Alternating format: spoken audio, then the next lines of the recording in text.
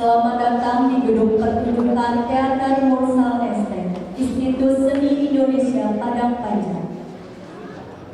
Dan kami ucapkan selamat datang kepada seluruh tamu undangan serta para penonton yang hadir dalam pertunjukan pada malam hari ini.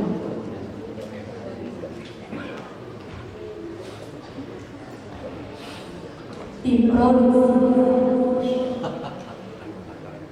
Arta, Dwi Setiawan, M. Andreani, Muhammad Ali, Ananda Rani, Tatang Erhan, Laiku, Ari Wesaputra, Redi Petrodina, musik Asrifal Wahid, penata kostum Puspita Sari atau disebut AI, support system Firdaus E.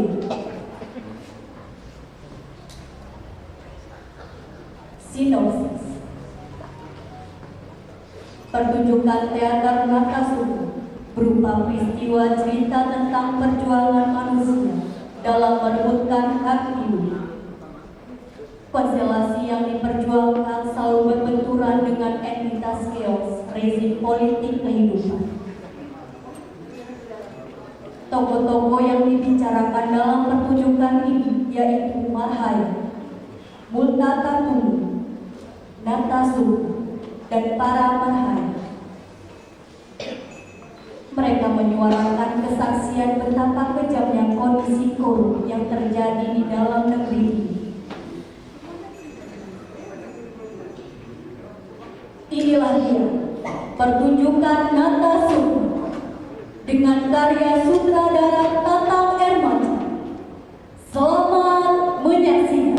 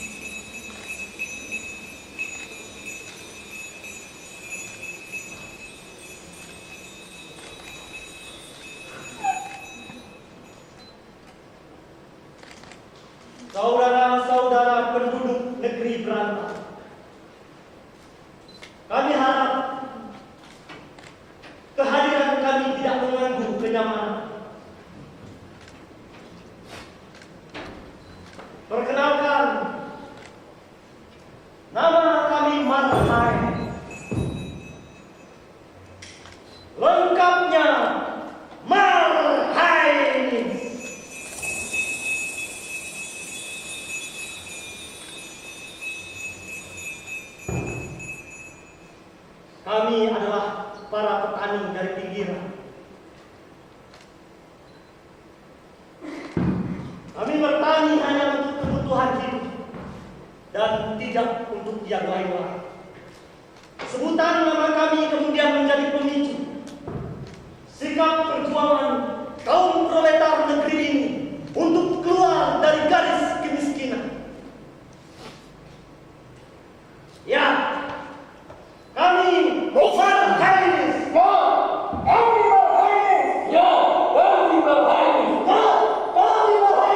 Ya, kami Marhainis. Rakyat kecil yang selalu menjadi tangga pijakan untuk mencapai kekuasaan. Saudara-saudara, terlepas dari ingat masa lalu saya, hari ini saya ingin mengabarkan seseorang. Hari ini telah datang kepada saya seseorang laki-laki miskin, putra dari si miskin. Dia datang dari masa lalu yang kelam. Dia datang menyelam berjalan waktu yang makin hari makin gaduh dan bertambah ramai. Saudara-saudara, tolong diingat. Bangsa ini pernah dihinakan oleh satu semboyan yang sangat menyakitkan. Vermeulen, Voorhonden, en Inlander. Silakan masuk untuk anjing dan pribumi. Ini sangat menyakitkan. Ini sangat menyakitkan. Ini sangat menyakitkan.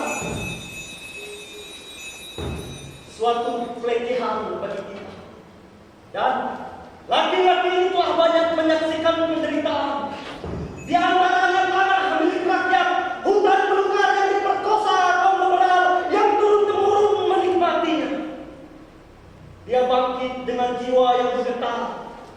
Dia pernah berdiri di antara penjajah dan bangsa pribumi yang menanggung bencana. Laki-laki ini bukan siapa-siapa. Dia tidak memiliki tahta ataupun silsilah para raja. Namun,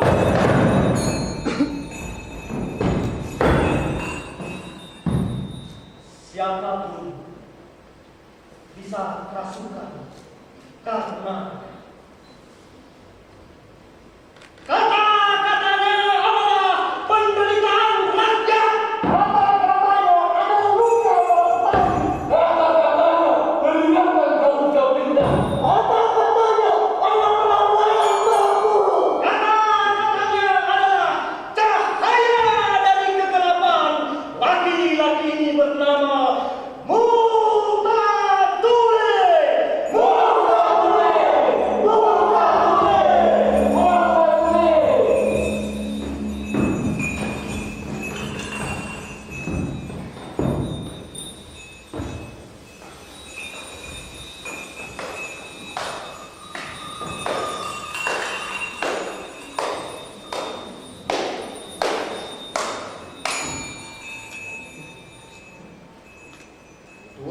Tuan dan nyonya, terimalah salam saya.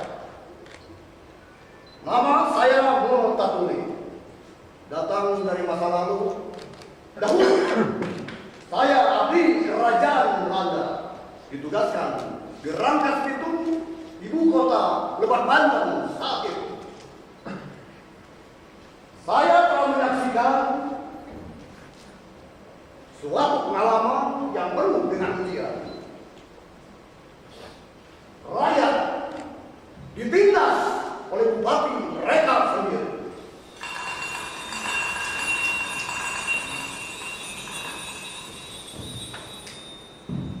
Para petani hanya bisa tunduk dan berkeringat, tidak bisa tertawa. Dan hak pribadi mereka diperkosa demi kepentingan penjajahan.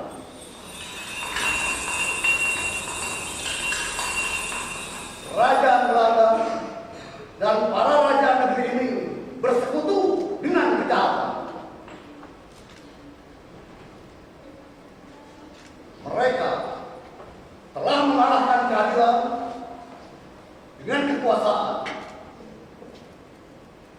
dengan gaya yang anggun dan sikap yang gagah, tanpa ada ungkapan kekejaman di wajah mereka. Dengan bahasa yang rapi, mereka keluarkan keputusan-keputusan yang tidak pernah adil terhadap rakyat. Serta dengan budi bahasa yang halus, mereka saling berbagi keuntungan yang didapatkan dari rakyat yang kehilangan tanah, perkebunan, ternak, dan sawahnya. Ya, itu dilakukan dengan suatu kewajaran. Mereka menjunjung tinggi gaya hidup peradaban yang tinggi bersama sanak keluarga, menghindari perkataan-perkataan kotor, dan selalu berbicara dengan bahasa yang patuh, sambil membanggakan keuntungan besar yang didapatkan dari candu kekuasaan. Sebagai hasil yang efisien dari tanam bangsa di tanah jajahan di dalam negeri ini. Iya. Dengan bangga dan mulia, mereka telah memerintahkan para marsose untuk membantai demonstran yang mencoba mempertahankan kedaulatan mereka. Mereka adalah bangsa yang tidak pernah lupa mencuci tangan. Tuan-tuan dan nyonya, tentu perasaan gelisah ini tidak hanya saya saja yang merasakan terhadap dakwah kita yang menodai iman kita. Pikiran yang lurus menjadi bercerai karena kita tidak pernah tuntas menangani keadilan. Bagaimana keadilan bisa ditanami dengan pikiran kita yang selalu tersekat-sekat?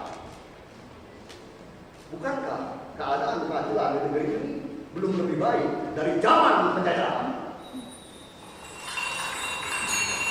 Tetapi kita tidak boleh berhenti di sini. Kita memang lemah. Kita tetapi tidak boleh berhenti di situ. Bukankah kemerdekaan yang sempurna adalah kemerdekaan negara dan bangsa? Negara Anda sudah merdeka. Tetapi apakah bangsa Anda sudah merdeka? Apakah bangsa tanpa hak hukum bisa disebut bangsa merdeka?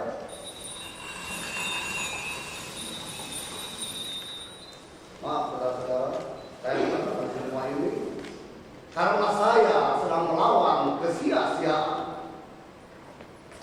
Saya telah menyaksikan bagaimana negara maju telah memberikan bantuan ekonomi dan sebagai hasilnya banyak rakyat negara berkembang ini kehilangan tanah mereka supaya ada orang-orang kaya bisa bermain golf atau supaya ada orang-orang kaya bisa naik jet pribadi atau supaya ada bendungan yang bisa memberikan tenaga listrik untuk menghidupkan industri dengan modal asing. Tetapi saudara-saudara,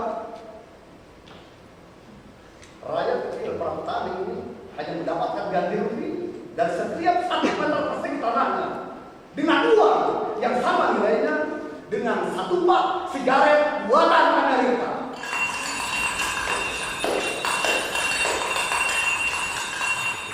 Tuan-tuan dan nyonya-nyonya, maaf saya mengatakan semua ini.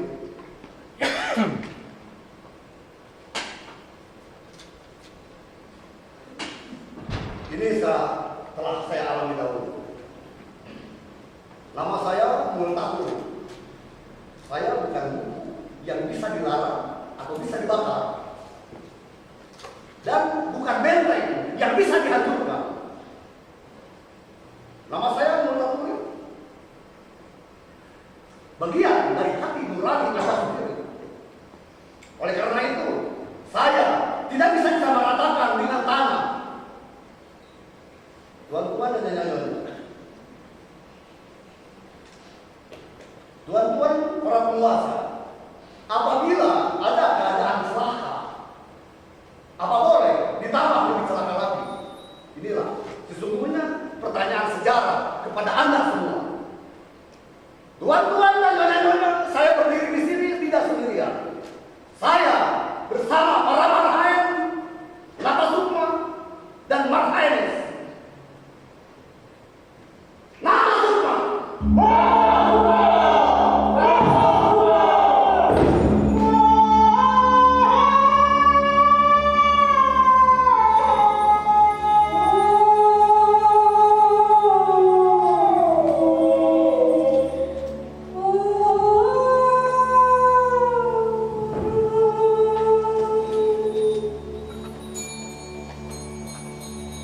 Alangkah sesaknya terjadi dikawal pohon-pohon betok, rumah cakrawala, korporasi-korporasi yang masih memeras serikat rakyat, pertanian makmur, pertambangan liar, dan kerumunan manusia masih berbenturan dengan kemiskinan kota mendesak mata. Mereka adalah kemajuan peradaban. Pergerakannya sangat cepat. Data silih berganti. Sebenarnya mereka kehilangan cahaya. Mereka tetap bertahan mencari keuntungan di ruang yang gelap. Seolah tidak ada bedanya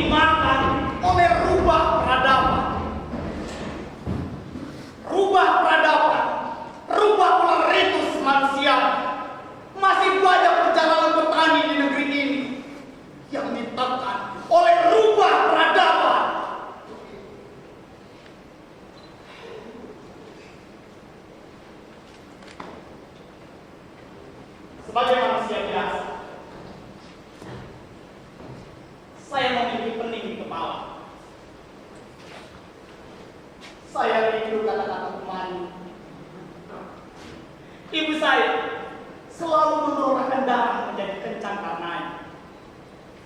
Dia selalu berkata, Atas Sukma, Atas Sukma, Naga Sukma, aku tidak mewariskan benar-benar padamu kecuali lahan padi ini. Maka turunlah kau ke sawah dan bawalah kerbau. Tanami lahan padi ini karena kau makan daripadanya.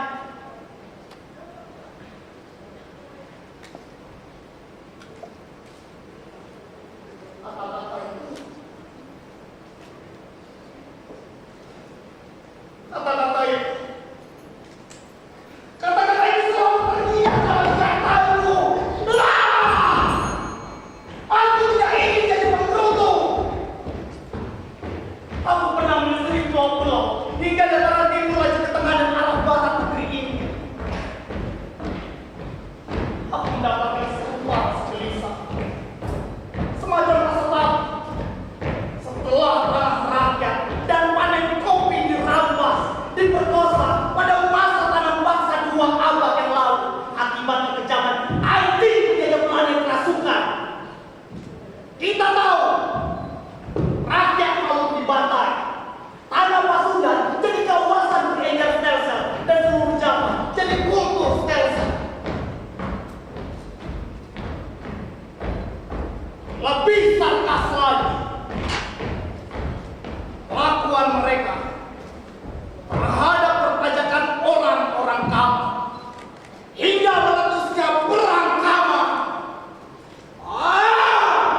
Kejamnya politik kekuasaan.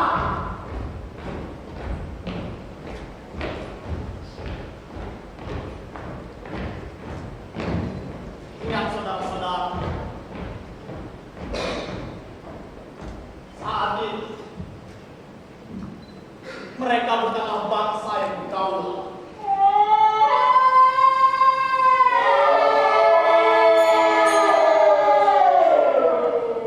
Saat ini mereka kalah perang dalam perang menghadapi Spanyol, bahkan kalah perang dalam perang menghadapi Belgia. Tapi najisnya malah kita yang dijajah oleh bangsa yang belum merdeka.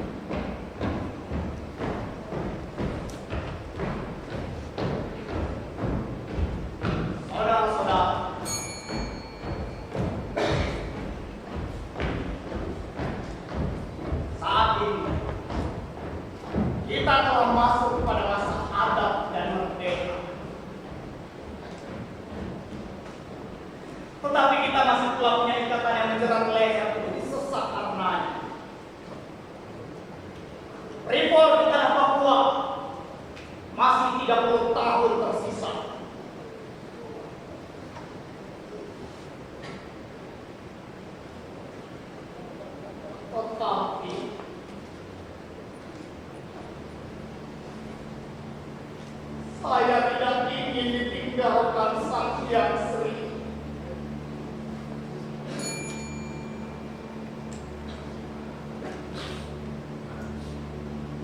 Oh, Ibu Haji!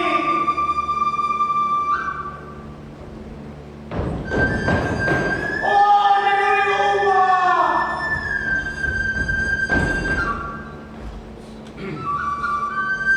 Oh, Tresnawati!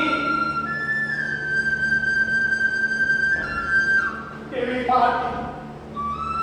Dewi Pati! Dewi Pati! Dewi Pati! Dewi Pati!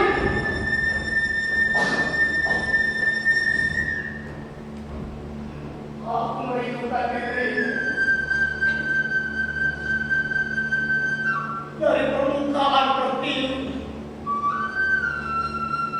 tempat tumpah bakti.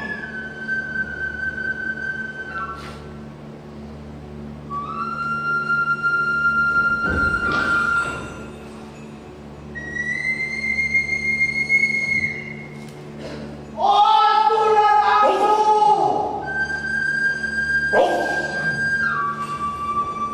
Oh, Bunda Kadrun!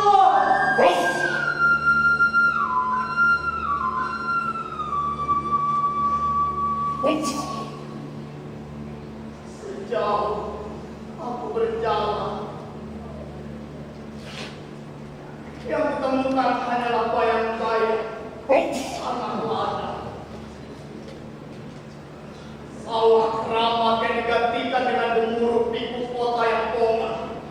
Raungan mesin-mesin dan polusi udara mengurung rumah. Bau pegunungan sampah mengius kota. Limbah pabrik yang bergelimang di antara sungai dan sawah. Udara panas, lahan mandul, keluhan di hulu para petani ladang, keluhan di hilir para petani sawah.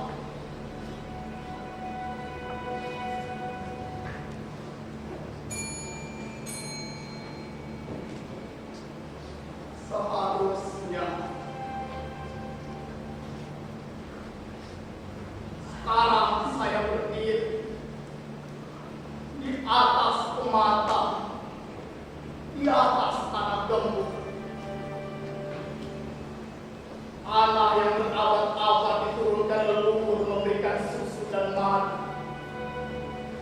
Tanah tempat bersemayam Dewi Sri yang jelmaan mewarna-warni jenis padi. Dahulu di sini pernah bertanam keadaban hidup yang terhormat dan berbudi.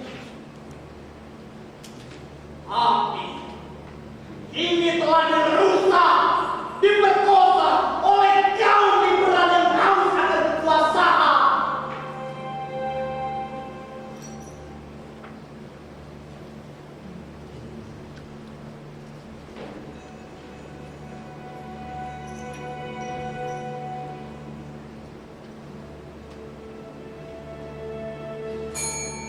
Sejauh mata memandang,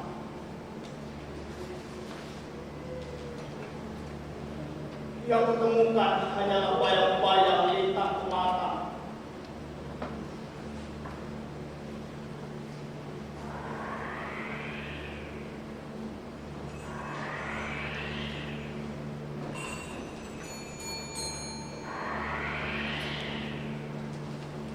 Aku masih merasakan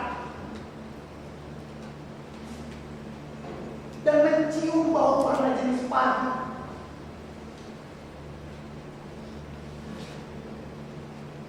Tetapi aneh, padi-padi ini sangat berbeda.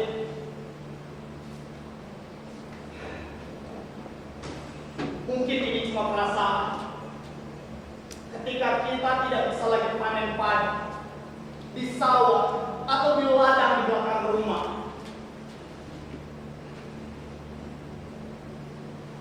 ini sebuah perasaan yang berlebihan.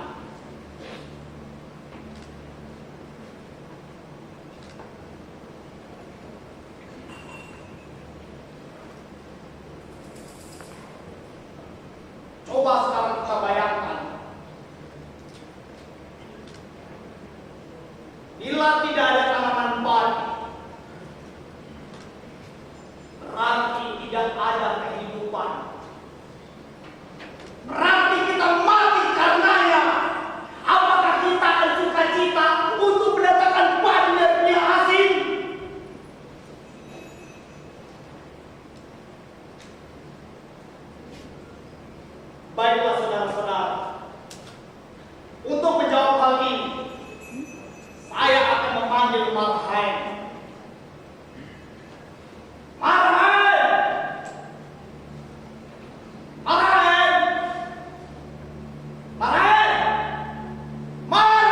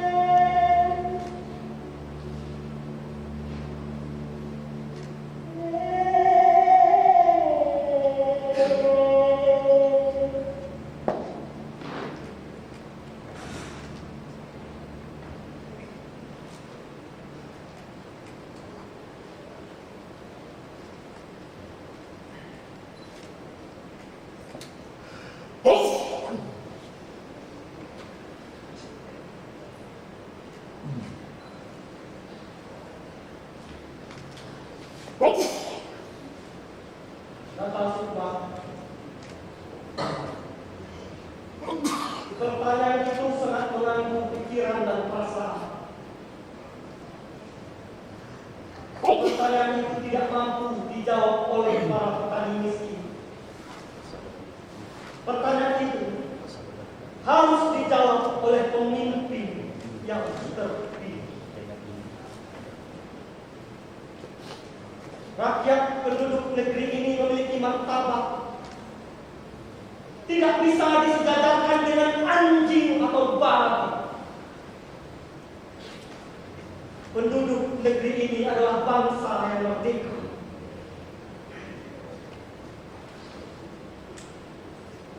Apabila ada pemimpin yang sesat, adil dalam mahkamah peradilan rakyat. Apabila pertanyaan data sukma sungguh-sungguh terjadi, artinya para pemimpin suka mencuci tangan atas kesenangan dia sendiri. Ini suatu perilaku yang biadab. Menunjukkan kelakuan yang tidak produktif atau bodoh. Seharusnya kita mampu berdiri di atas kaki kita sendiri.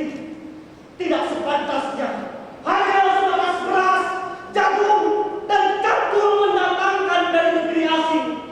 Ini suatu penghinaan, aib besar bagi para petani. Penghinaan terhadap pandai besi yang tersebar dari sudut-sudut kampung.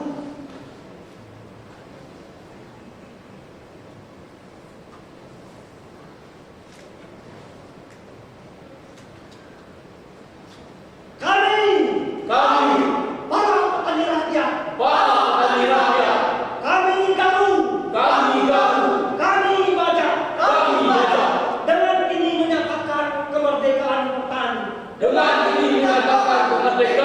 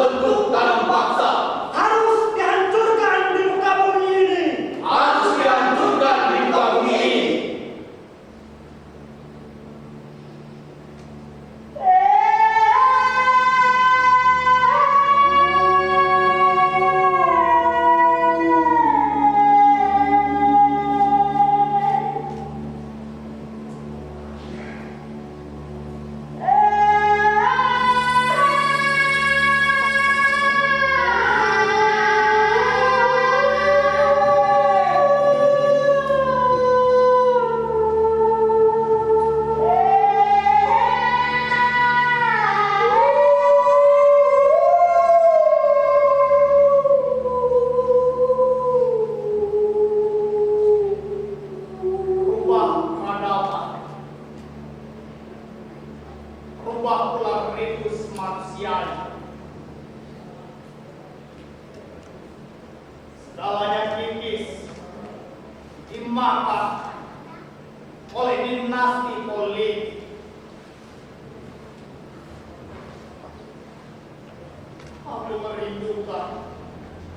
Aku merindukan mereka kembali datang. Aku ingin menjadi padi.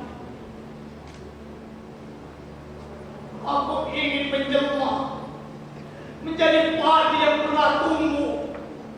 Padi hitam, padi hijau, padi